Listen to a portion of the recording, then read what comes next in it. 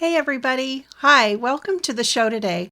Welcome to the Your Nonprofit Life podcast. This is Laura Zelke, your host, and I'm really glad you're here today. Today is International Women's Day, and I've got a treat for you. I'll be interviewing a woman who, like me, is someone with a strong faith and a desire to see more women in leadership roles, both secular and religious. My guest and I have had similar journeys, and I stand in awe of how she's turned her own experience of misogyny and patriarchy into a movement promoting gender equality and trauma-informed care for Muslim women. My guest is the co-founder and executive director of the Muslim Women's Organization in Orlando, Florida. She's a wife, mother, and a fierce advocate for the women in her community, but especially those in her faith community. Her name is Fatima Sadaf Saied, and I call her Fatima. In this interview, Fatima shares how her parents immigrated to the United States from Pakistan and worked to establish a mosque for Asian Muslims who had immigrated to the same area of Central Florida.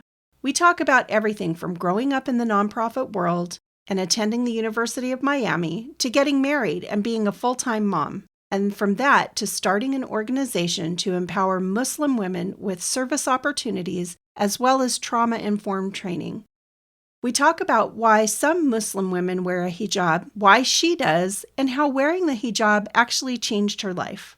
We delve into what it takes to make real, tangible change in a system steeped in patriarchy, and I have to say her approach is genius. I couldn't be happier to bring you this interview today. Now more than ever, we need role models of strong women, especially in the faith community, which can skew towards patriarchy. We need to hear their stories and see them in action. We need to be reminded that one woman can make a huge difference, even when the approach toward making that difference has to be indirect. Fatima is the real deal. She's a strong woman of faith and works hard every day to elevate the voices of women in spaces where they are often silenced. So please enjoy my conversation with Fatima Sadaf Saied of the Muslim Women's Organization in Orlando, Florida. I was inspired, and I know you will be too.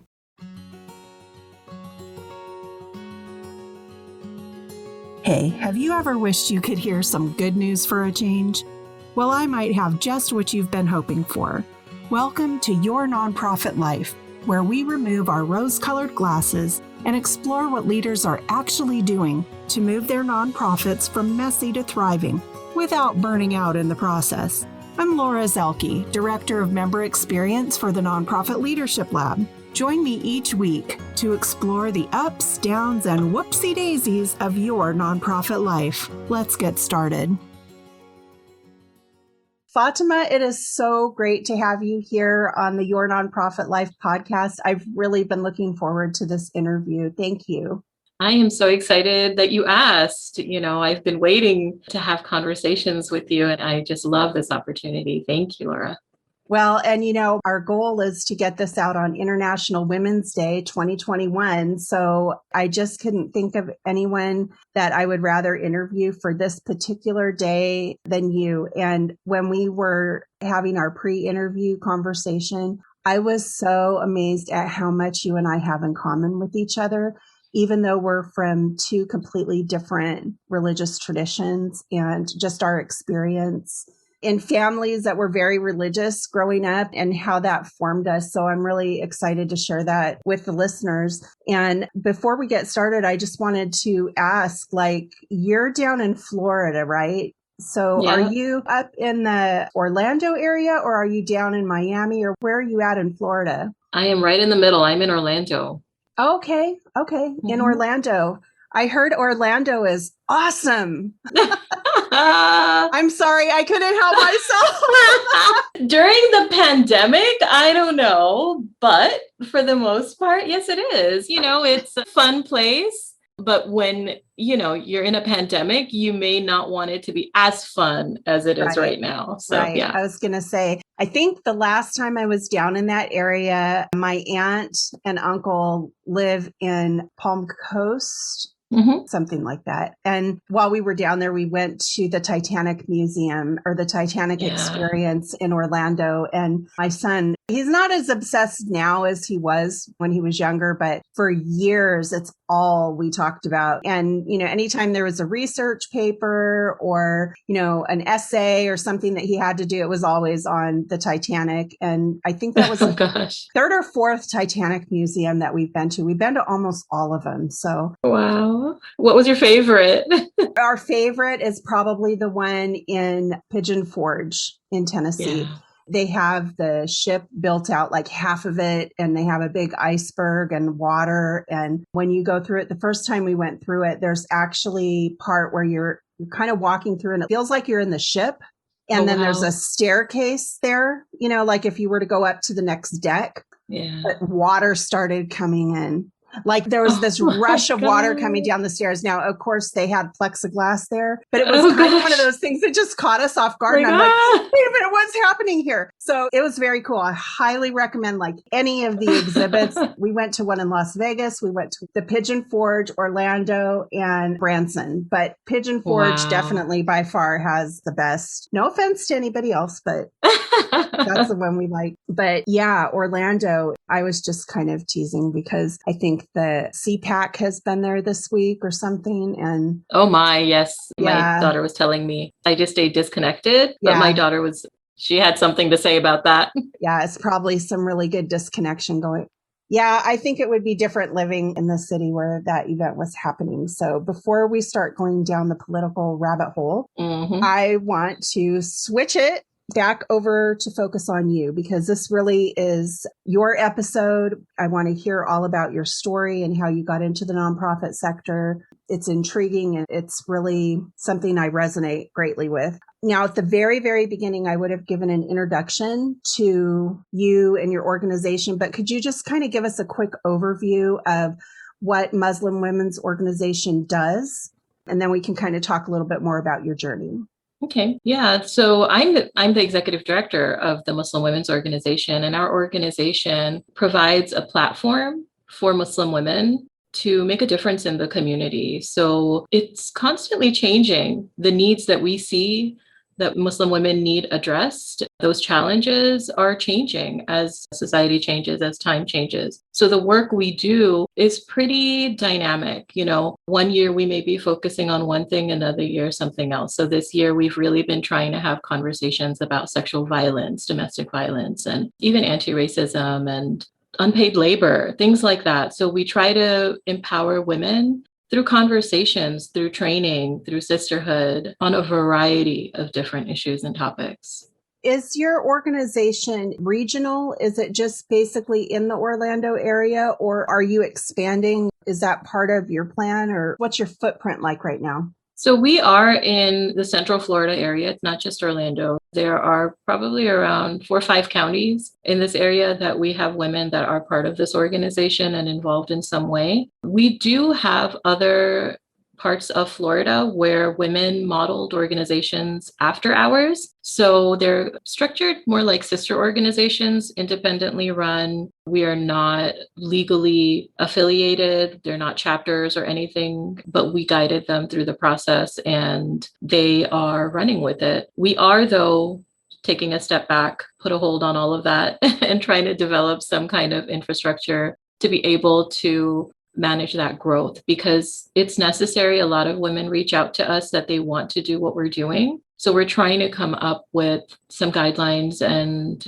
maybe even toolkits for women to be able to replicate this work. But at this moment, we are in Florida. Okay. Yeah, I was going to say I could see the need for this just everywhere, really. So it's a lot of work. You're one of the co-founders of the organization. Is that correct? Yeah, I was one of them. Yep. And then how long have you been around? We celebrated our 10th anniversary just last month.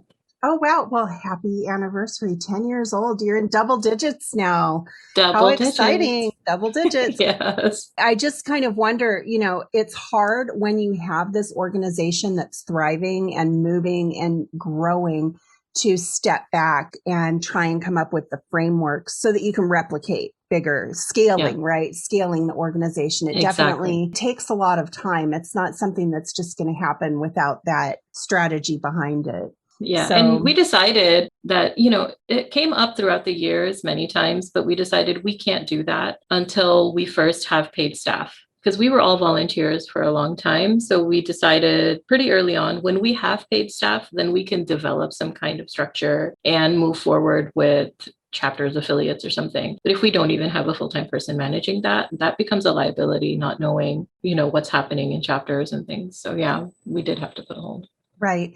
You're the executive director now. So are you the paid staff? I am the paid staff, yes. Okay. But you're also doing some educational stuff right now, right? For yourself. Yeah, I am. I'm learning as I go, because this is not something I went to school for. I studied psychobiology. Psychobiology? That's a thing? Psychobiology. It's kind of like the biology of the psychology, like what physiologically is behind a lot of our social behaviors and our thoughts and what we do in life. What is the physical basis of it? So we even studied the effects of smoking on your mental health, or just the tie-in, right? How does the physical tie in with your behaviors and things? Sure. It was kind of like a double major. We had to study psychology and biology at the same time. Wow. And then there were classes that were kind of studying the interaction of the two. Oh, that's so cool. So you have a degree in that, but not in like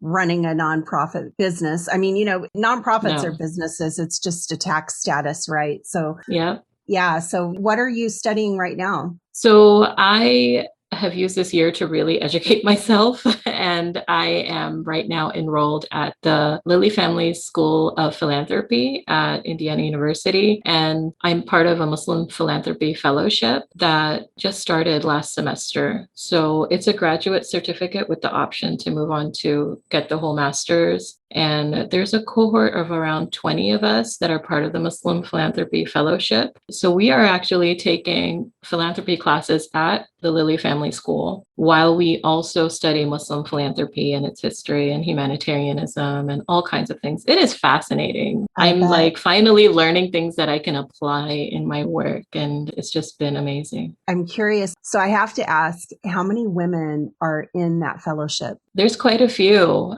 It's almost half and half, actually. That's amazing, because when I think back to my college education and, being in a religious program, particularly in the denomination that I was raised in, I was the only woman. And I think you and I talked about that. And so I want to step back for a little bit and let's talk about your journey into the nonprofit sector, Fatima, and maybe a little bit about your family, how they came to America, and just, kind of your background.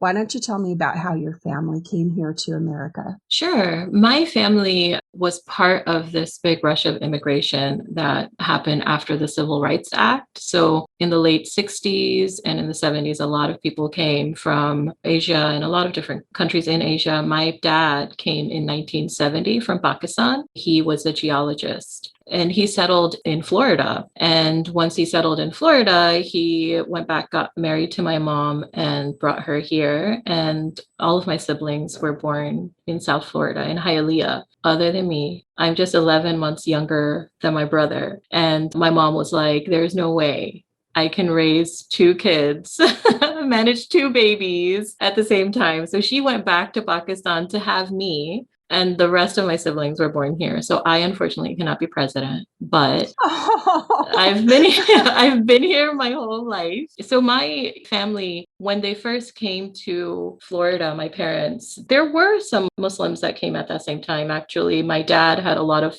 friends that he made, Muslim men, South Asian Muslim men that came as bachelors and right out of college or for college. And one after another, they all got married, and one after another, they all have kids. So it was like this big growing community in the 70s. And I remember in the span of like 2 years, there were 8 girls born in these friends. So I had like this ready-made group of friends that were just so close, to us. And all of us families really worked hard to develop and build that Muslim community. That's what our parents were doing from the beginning. There's always a presence of Black Muslims in South Florida. There was a mosque there that just celebrated its 50th birthday a couple of years back. So it had been there for a while before we got there. But at the same time, the immigrant experience is a little bit different. There's language differences, there's cultural differences. So this was an immigrant Muslim community that was established in the late 70s, in the 80s. And my parents were part of that. So I was kind of raised in this nonprofit environment and this philanthropic work without really knowing that I was being raised in that environment. When you want to build a mosque or you start something, you have to raise money for it. And I remember clearly my dad would have these big fundraising dinners, $100 a plate that they would organize. And at that time we were kids, we didn't understand it. We would just go. And then my mom would have all these camps that she would organize and we would just help. And there was a youth group she helped us start. And that's all we did. We did service projects. We went on to camps and conferences, and that was our life. And that's how we spent every weekend at the mosque, just organizing things. That's what we did. It's so interesting to me. It's like you and I led parallel lives on opposite coasts because I grew up in California. My dad was a pastor. And it was the same thing. Like, not that we were starting an immigrant community, but we went to this really tiny, tiny church in Stockton, California. Like, when our family joined, we increased the membership by 25% because it was so tiny. There was just 6 of us, and we were little. But it was the same type of thing. Like, every weekend we were at the church, or we would go, every year I looked forward to going up to the campground and raking the pine needles away from the cabins. It was just a lot of service projects, fundraising. There was even a time in my older childhood where we were raising money to build a bigger building. Like, they already had a building, but we were raising money to build a different one, having the dinners, getting the pledge cards, all that kind of stuff. It's so interesting how we are so similar. I'm taking the time in this podcast to share that because so many times we just assume that if someone's in a different religion, everything is so different, but not necessarily. It could be very, very much the same. And it's all coming out of a heart for serving, right? For serving and doing good in the world and bringing healing and hope to the world. Let's say, after you got out of high school, like, then what happened? So once I graduated, I went to the University of Miami. I commuted and I showed up. In my head, I had imagined, oh, yay, I'm going to be in college. I'm going to get involved in like the Muslim organization and I'm going to have so much fun and I'm going to make a difference. And I get there and there was really no space for women. Like, a couple of us showed up at the Friday prayer and they didn't have any space for women to sit. And so we had to make a little bit of a fuss. And one of my friends, her mom had come to Friday prayer with her and she was just like, this is not okay, and she was very supportive of us. And we really tried again and again to have them make space for us. And it really got us nowhere. So after a point, we decided there's enough people that are being excluded by this organization that we need to just start our own organization for people that just identify as Muslim, but without any other things attached to it. You don't have to be a specific kind of Muslim, know, a little bit more inclusive. And we started that organization in my junior year. And I was the first vice president, then I was the president my senior year. And that's when I think I came into my leadership in college, because in high school and when I was a kid, I had an older brother and I was kind of quiet and in the background, a little bit shy. And I was always secretary. That was just my designated role. I'm always going to be secretary. I was a great note taker. But I think when I got to college, I came into my own and I started wearing my hijab, my scarf, when I started college. And I don't know what happened, but I kind of put it on and became this other person. My insecurities kind of fell away and I came into myself. It gave me some strength. It was weird. And that's when I started leading rather than helping. Right. Would it be okay to talk a little bit about the hijab? Because it's my understanding that it's not required. It's not a requirement of Muslim women to wear a hijab. It's a personal choice. Is that correct? Well, it depends on who you ask. Mm-hmm. But if you look at Muslim women around the world, half of them wear it, half of them don't. So it really depends who you ask, and the culture also of different societies and how it's worn is always different. How people dress is different. Their definition of what hijab is different. You may see Muslim women sometimes covering differently. So it really is a very relative question. Depends on who you ask. Could you share what it is for you? Yes. So for me, I think there were specific reasons, that were always given for wearing a hijab. And it was something I decided to do, not anything my parents made me do, or my dad said I had to do, or my husband made me do, nothing like that. It was something when I was starting college, said, I want to do this. And the reasons what I looked at was, first, it was, people always said, oh, it's modesty, or another reason people give is for protection. But the reason that really spoke to me was so that you could be identified as a Muslim. It was more of an identity. And that is the reason that I started wearing it. It was more, I'm Muslim and it is okay. And it's me. I want people to see it, that I am Muslim. I want to be recognized as a Muslim, because with that, even though there are people who may want to harm me in knowing that I am Muslim, at the same time, what I've noticed is that people interact with me in a different way. So they are respectful. I remember walking into an elevator several times, right? And there will be people using whatever language, and they see me come in and it's like, oh, sorry.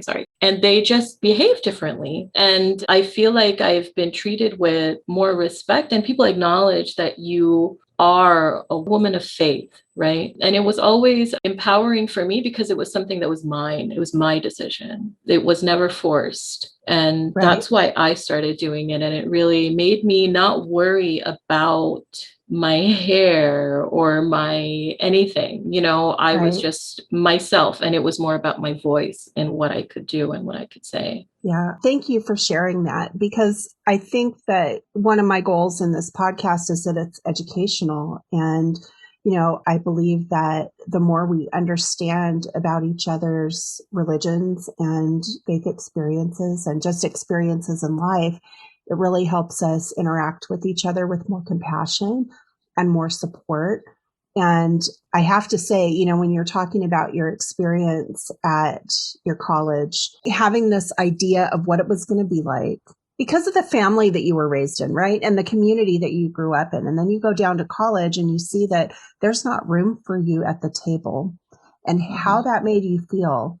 And what I absolutely love and admire about you, Fatima, is that you didn't just cower back and say, well, that's not for me. You're like, oh, no, you didn't. We are going to start our own group, right? I mean, not with that attitude, but, it actually lit something up in you that you were able to then see, maybe in a way, your own calling to do this work. And I have a question for you, because you said something that really intrigued me. When you started your organization, you said that there were a lot of people being excluded. It wasn't just women. And that when you started your organization, it was for anyone who identified as Muslim. Now, there are different factions that we hear about in the news, or, just in general, the Sunni and Shia. And so I'm curious if you only were one, or if you allowed both in your organization. Our very first president was Shia, and I was Sunni. So yeah, it was for everybody. When you started your organization, it wasn't just for women. It was for Muslims. Everyone that was left out. Yeah. Everyone who was being left out. Did you ever have anyone from the other group come over and say, you know what, I'm going to go to this one? I'm not sure, because I don't really know which guys were in that other one, because we weren't really let in much. But there were some very instrumental men that were part of this. So these were guys that we were at school with, and they really fought with us, alongside us. And they were, I'm going to say, a little bit like informants, right? Like they would go to those meetings, and then they would come to our meetings, and they'll be like, dude, they are so mad at you. And things like that. Oh, well. Yeah. So we did have that. Very cool. So getting out of college then, so you kind of came into your own in leadership while you were in college. You ended being the president of the organization. I assume the organization is still going, because organizations like that just, you set them up immediately. Like you don't even realize what you're doing, right?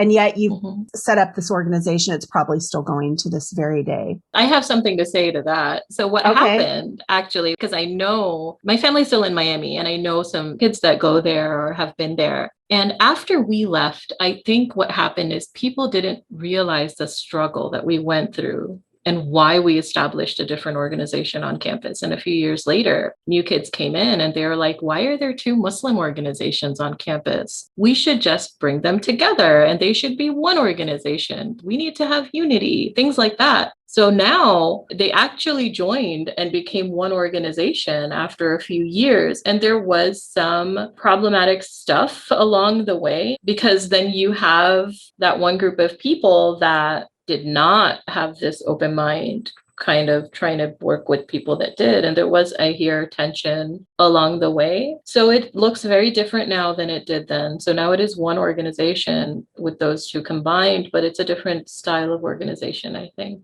Yeah. Okay. And so what happened is you basically infused the original one with an organized group of people who get the need for inclusivity and unity. And yeah, I bet they have some really interesting times together. Yeah, that's what I heard.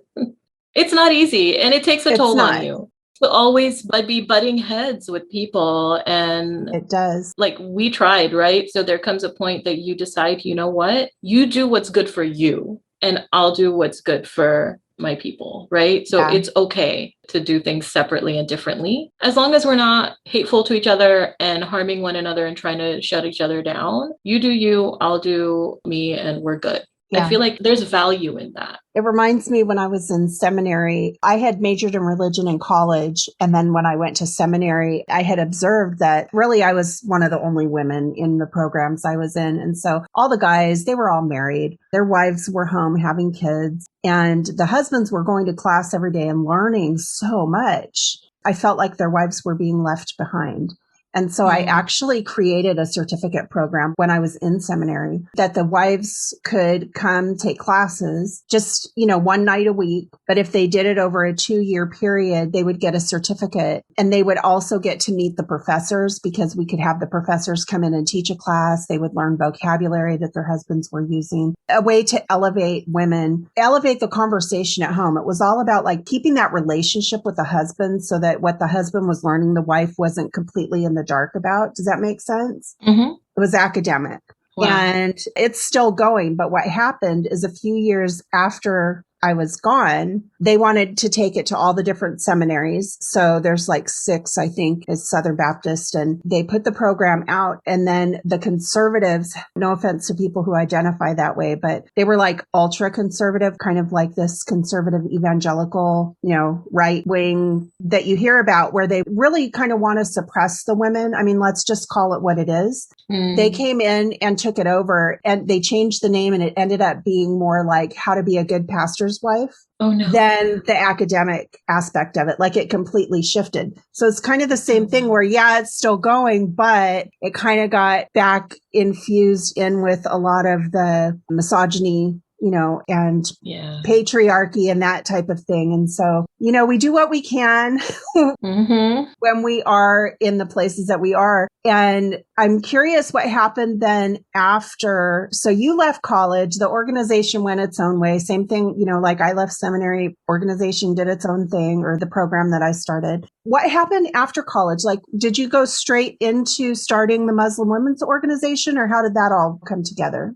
No. So I took a good 10 years to start my family. I actually got married right after college. I got engaged. Okay. Yeah, I got engaged before I graduated, and I got married right after, like, the end of that same year. And so my wedding was in Karachi because my husband was an international student that I had met at a conference, and his family is in India. So my wedding was in Karachi because it was easier for his family to come to Pakistan than it was to come here. And then in our culture, weddings have many parts, right? So it was like the girl's side throws like the big wedding. And then the guy's side, after the wedding, the guy's side throws a big wedding. So I had like 1,000 people at my Oh Karachi my wedding. gosh. Holy cow. That's a lot of people. I did. And then I had another 1,000 people at our India wedding. Oh my gosh. This is our extended clans. Everybody knows, right? And then we came back to Miami. I came back a couple months after this whole world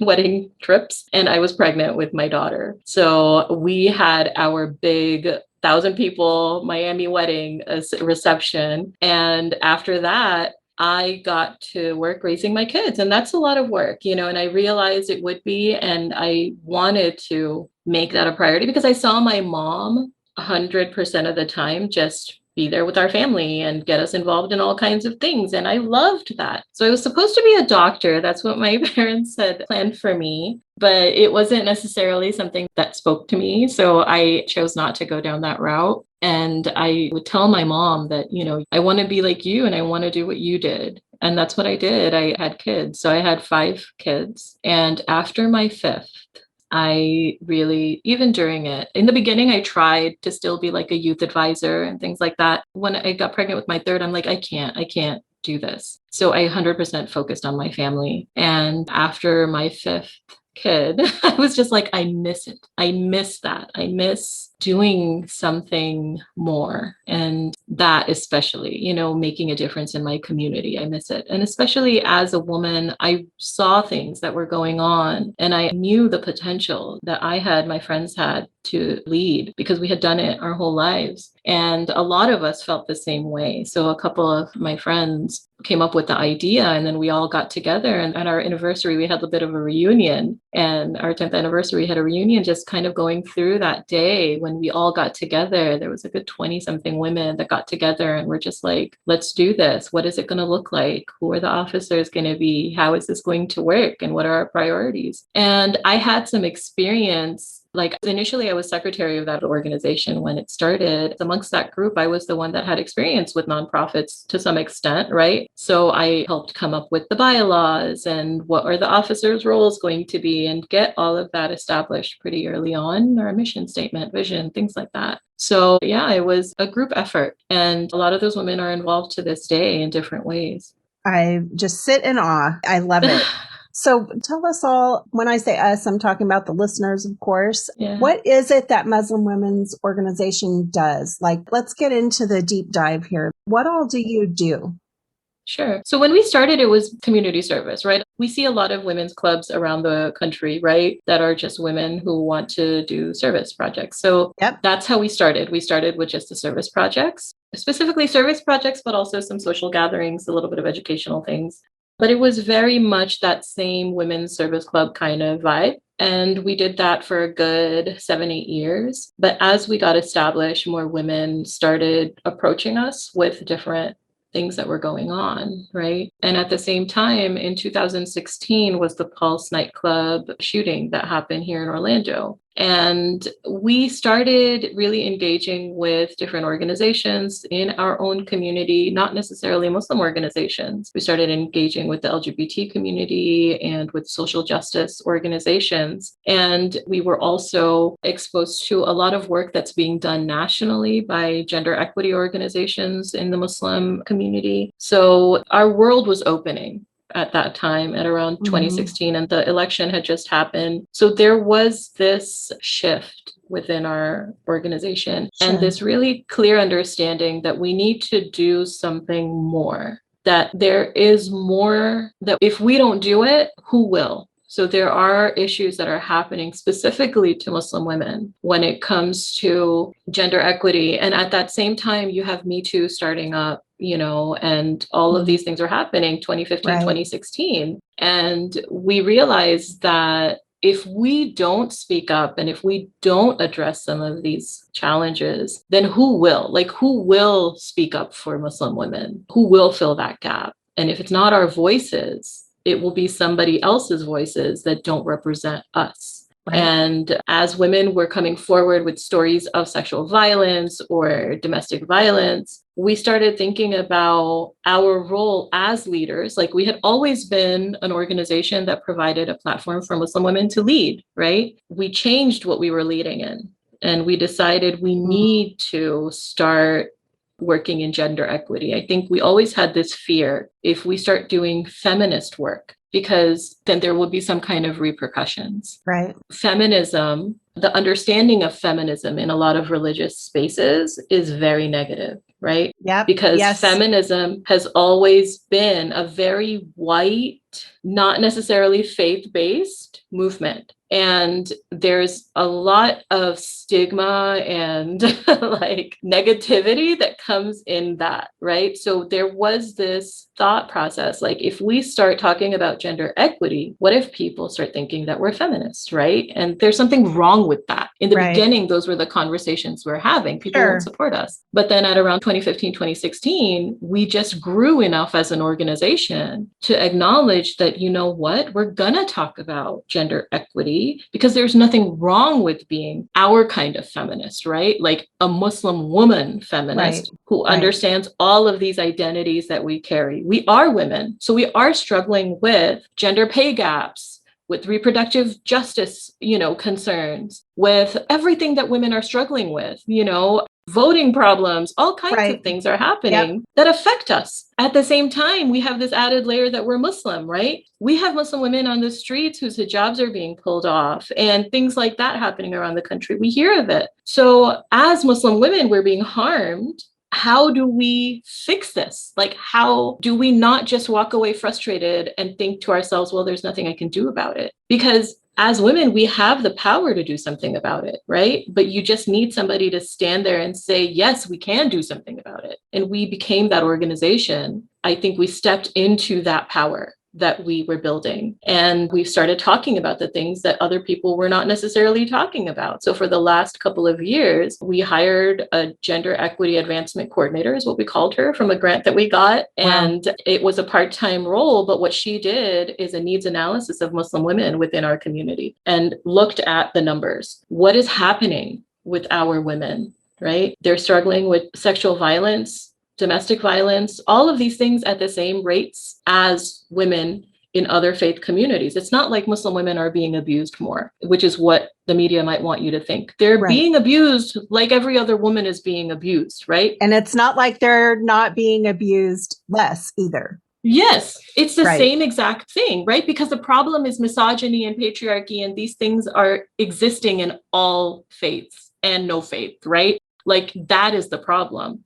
Yep. So we decided that, you know what, we need to talk about it, because there was research done by the Institute of Social Policy and Understanding that Muslim women are more likely to go to their faith leader, right, their imam, when they are being abused. They're more likely than other faith groups to do that, right? Other faith groups would maybe just go to the cops or whatever. Muslim women are going to their imams. Are the imams trained to accept these reports? Do they understand how disclosure works? Do they understand what should and should not be said to Muslim women? Do they understand that they can't bring a Muslim woman that's being abused by her husband and bring the husband into the same room and say, hey, let's talk about this and fix this problem? Because that's traumatizing to that woman. Right. So the imams were not understanding these problems because they're not trained as domestic violence advocates, but women are going to them. We saw this as well in our own research that we did. So then we said, okay, these are the problems that we see. And the woman that we hired, Amani Shalabi, herself is an Islamic scholar. And so she started doing research and saying, okay, what exists within our faith that talks about these issues that we can empower women with this knowledge? So that's what we started to do. We started to come up with conversations and real talk sessions and workshops and all kinds of things to empower women through training the leaders and increasing the knowledge amongst women. And at the same time, this last couple of years, Amani has become a chaplain for our organization. We don't use the word chaplain, we use the word hakima.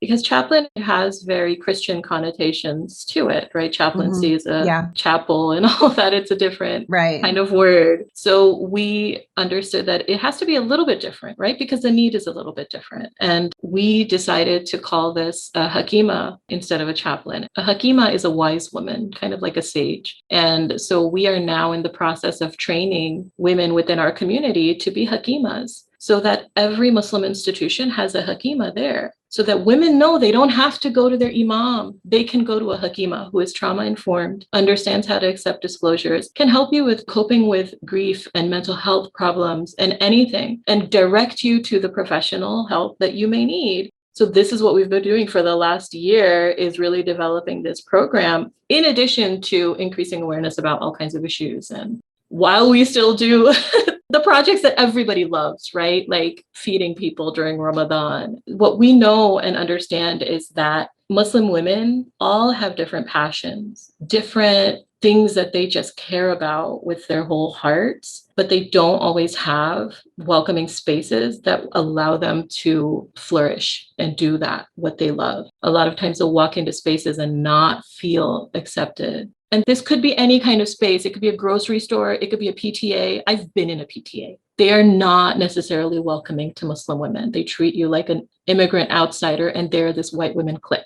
It's not fun, right? But Muslim women want to make a difference and they want to do something. So we provide that for them. We empower them to make that difference in the thing that they really love. And there are 45 women that have some kind of role on a task force, on a committee, leading a project. So these are the women that are running everything. And I have the privilege of overseeing it and seeing all the different pieces of that puzzle and making sure they have everything they need to make that difference that they want to make. I'm speechless because what you're doing is potentially changing the Muslim woman experience. Mm-hmm. If you can get that program, the frameworks of training the Hakima, I'm speechless. I wish I would have thought of that for the churches that I grew up in, because as much as the Muslim women go to the imams, in the conservative denominations, you go to your pastor. Yeah. And it's the same type of thing. You know, they're not trained. They're not trauma informed. Mm-hmm. They're more interested in reconciliation, regardless of what anybody is saying. Mm-hmm.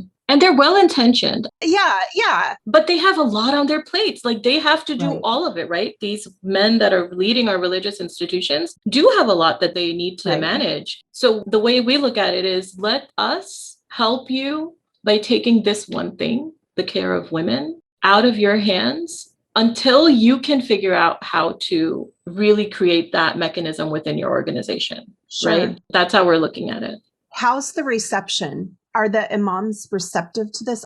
Do you go to the imam and say, this is what we'd like to start here? Or do you say, we want to train someone in your organization? Or do you provide someone to their community? We have approached all the imams, and we have a couple of imams that we have really wonderful relationships with, and they are super supportive and they provide a lot of resources and guidance. At the same time, we have some that really don't like us and are just kind of not supportive. I can imagine. Mm-hmm. I feel like they kind of pretend like we don't exist sometimes.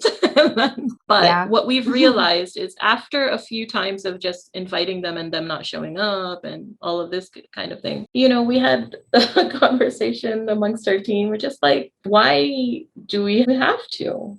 Right? Like maybe there is an alternative avenue of support that we can create. Sure. So what we did is we identified the women that are already part of our organization, that have already been coming to our events, are already partnering with us. There's women through our service projects that we've already been working with from pretty much every one of the Muslim institutions within Central Florida. And what we realized is they're already here. They're already part of our organization. We just need to provide them with the training. If they take it to their imam and say, hey, I learned this. Can I help you with this? Or they just talk to the women that are already coming to them. You've solved that problem.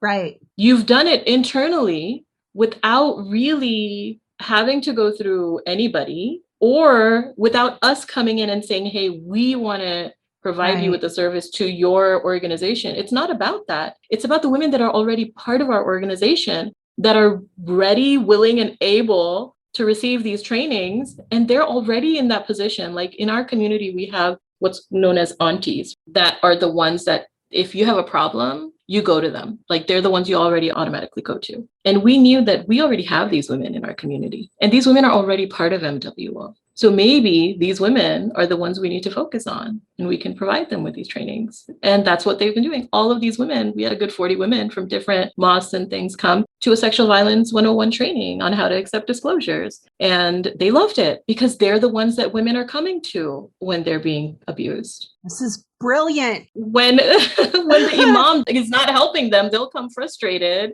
to this woman, and this woman doesn't know what to do. So we're like, she's already there. Let's just give her the training. So it's been working beautifully. I was going to say that's brilliant. And it also solves any problem of, where you have the division of the Shia and the Sunni, that you're inclusive. So it filters back to whichever, for us, it's denominations, right? But you solve that problem too. And I think it's brilliant. Thank you. It is. I'm telling you. You solved a problem that a lot of people would rather fight. Yes. Okay. So when you talk about like the feminist movement, and we're not knocking feminism, but what we're talking about is that if you go in as a feminist to talk to an imam or a pastor about what they're not doing for the women in their church or in their mosque community, they're not going to be receptive to you at all.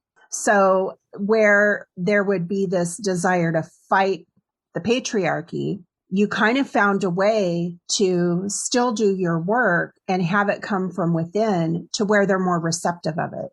And I just think that's brilliant. I really, really do. And when you're setting up your framework, that has to be part of the core of what you're doing. Brilliant, brilliant. Thank you. And one thing is our first Hakima cohort, right? We also really thought about, there is a very diverse group of Muslims within Central Florida. In any city you go to, they are not all South Asian like me. Sure. So we recognize that we need to have women that represent our community. And so our first group of Hakima trainees, one was a Black Muslim woman. One was a Shia Muslim woman. A couple of them were Arab Muslim women. A couple of us were South Asian Muslim women. So we tried to really think about getting this help to everybody, not just one group. Because I think that is very easy to do, is just kind of stay in your little silo of, these are my people. And that's how kind of we started. And we've really grown in that regards, that we really are acknowledging that, anti-Blackness exists even within our own communities. And we need to do something, be there for one another in this deeper way, and acknowledge that there are other women leading that are not us. So I think we've tried to really be intentional about who we're inviting and getting that help to. So it was amazing. We have, now we have a Shia woman that is trained. We have a Black Muslim woman trained. We have all kinds. I'm in awe. And I love what you're doing. I love the mission, and I can just see that you have been guided on a path your whole life, from the time that you grew up with your parents and being so involved in the community and raising money to start the mosque and helping with the youth group and all the things that you did, going to college and majoring in psychobiology, and how that really helped you have an understanding of the mind and the body and how they work together, parenting your children, and having the experiences while you were in college of being excluded. I know in the pre-interview, you said they actually put up a chalkboard that you had to sit behind and pass questions underneath it. Yeah. To go through experiences like that has really put you in a position that you see the bigger picture now. And starting the inclusive organization when you were there, how it put you in this mindset of, no, we're not going to be like that. We're not going to be exclusive. They don't have to look like us to participate with us. Yeah. I love it. I love everything about what you're doing and what you're sharing, and the philanthropy. So the philanthropy is one of the 5 pillars of Islam, right? It is. It's called zakat. Actually, just to go back really quickly, I think one thing that is important to understand is a lot of these things that are happening within the Muslim community, within the Christian community, a lot of the results of the patriarchy and the misogyny and stuff are not from our faith.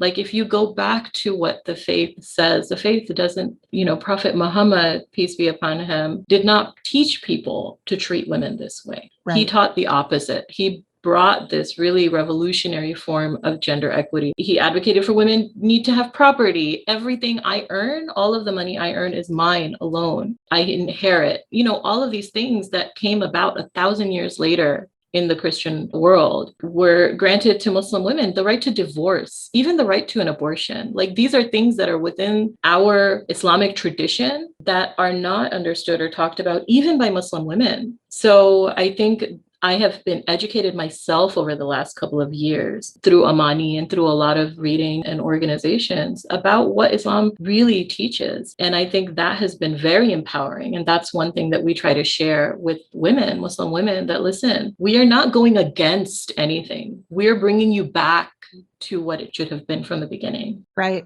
And that's kind of, again, a parallel in that with my studying of the Hebrew Bible and also the New Testament for Christianity, that is not something Jesus taught. Jesus actually elevated women. He allowed them to be disciples and sit at his feet and learn. So it's something that has crept in actually from Greek and Roman patriarchy that has crept into all these religions, and it's actually foreign. It's a foreign influence that doesn't actually belong in with the teachings. And so to have that background and that education or the training to be able to educate women and say, no, that's not what he taught. Okay. Yeah. So really, really interesting. I think I could probably talk to you all day, Fatima, but I'm sorry. Probably need to end the conversation right now because we've been talking for a while. And, we never really got into the challenge that you had with moving from being all volunteer and getting into the money. And yet I believe that maybe you could just very quickly talk about that, what it was like going from being all volunteer to having to actually raise money to pay a staff person. Yeah, that's been a journey. First, it took a few years of understanding that it is okay to pay a staff person, right? Like for the longest time, there was so much pushback, even from me, because community work was never anything I was ever paid to do, but I always loved to do. Yeah, you're not in it for the money. Yes, and you don't want to be in it for the money, right? But there was one of our board members, Rasha, like she has been involved in nonprofits and organizations on a bigger scale. And she said, no, it is okay. We need to do it to be able to sustain this work. We need to have somebody whose job it is to make sure that it happens and it gets done. And we started then raising money to be able to have this position. And it was hard in the beginning because none of us were really fundraisers in that regard. None of us had fundraising training, but I learned a little bit along the way from the nonprofit leadership lab. And then we also there's this organization called the Center for Muslim Philanthropy, which is affiliated with the Indiana University, with the Lilly Family School. We went to a couple trainings with them. And that's kind of how I got introduced to the graduate certificate program. So it's been a journey, but the more we learn, the more we understand how it's supposed to be done. And we are a sustainable organization now. We understand how to do fundraisers. We understand, like I remember we had a gala once. We never asked anybody to give anything. Like we had this gala and we had envelopes on the table, but we never specifically asked. And now I'm in philanthropy school learning that one of the things, like you have to solicit the donation. And I remember after that gala, my husband's like, you never asked anybody for money. Like, isn't that supposed to be a fundraiser? We're like, no, it's rude to ask. So that's how we went into it. But we've changed and we've grown and we understand the need that people want to give and want to support if we just ask. So now we're growing and I'm a paid staff member and everybody gets it, but it's still challenging figuring out roles. We went from everybody working to now some people are part of programs and part of the board. Some people are just part of programs. Some people are just part of the board. So it's still a transition process, but we're getting there. Well, I think that, that's one of those lessons, right? And it's kind of, we're raised not to ask. And Yes. so getting over that, it's not so much a fear of asking as much as it is like a fear of, maybe coming off rude or something like that. Yeah. To get over that and actually make the ask, it does make a difference in how much money you actually get to bring in Yes. from your gala. Yeah. And it was a big difference. It made a huge difference. So during a pandemic, we were able to raise enough to really sustain our work through most of this year, through funding, through grants, and through all kinds of other things that we never had before. So it's been amazing. Yeah. Well, how do people go about getting in touch with you and your organization? And especially like if they wanted to make a donation? Yeah. So the easiest way for all of the donation information, it's on our website. So it's www.mwo-orlando.org. And you can donate on there. You can find out about the programs. There's a calendar. Everything is on our website, but we're also on Facebook, Muslim Women's Organization. You can also find us on Instagram. We're at the MWO. So we're all over the place. Well, I love it. And I'm going to put links to all of that on the show notes page. I just can't thank you enough for spending all this time with me today, Fatima, and to be so open about your faith and about your journey. It's just, I'm so honored to count you as a friend and know that you're a part of my life. And I'm really grateful for that. And I just thank you for your time today. Thank you so much, Laura. And I feel the exact same way. Thank you. Well, I have to say, being a part of the Nonprofit Leadership Lab has really opened my eyes and enlarged my worldview. And I count it an honor to be able to serve the members. And with that, I will say, I will see you in the village. Yay. Bye. Bye.